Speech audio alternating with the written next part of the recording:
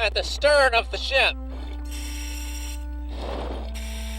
This big timber to my left is the stern post, and this is the rudder post.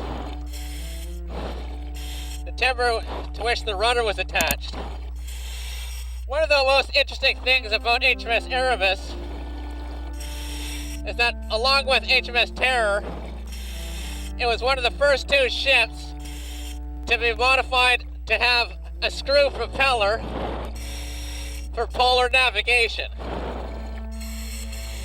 The ship was provided with 12 days of coal, and they were told to only use the steam engine when there was no wind to drive the sails, or when they had to get through a temporary opening in the ice called a lead. So they didn't want to have the propeller in place all the time because it would just slow them down. So what we see in here is the mechanism by which the propeller can be raised and lowered in and out of position.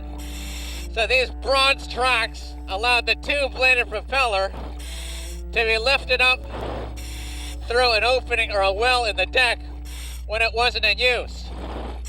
The point of this is that when they were overwintering in the Arctic, the ice couldn't tear away the rudder post or the propeller, and they'd actually fill up this space. This is called the propeller aperture. This is where the propeller would turn, right where I'm looking at you, and they would fill it up with wood to protect the stern during the winter.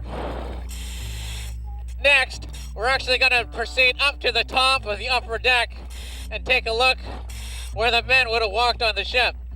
Let's go.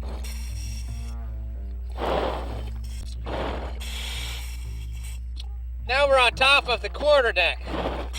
This is the part of the deck all covered with kelp now, where the officers would have controlled the ship. What I'm looking at here is the rectangular outline of a skylight, and this is actually a window that would have looked down into the wardroom where the senior officers would have taken their meals. Officers like Commander James Fitzjames, the second in command, Stephen Stanley, the ship's surgeon on Erebus, and Lieutenant Graham Gore, the first lieutenant. This large cylindrical object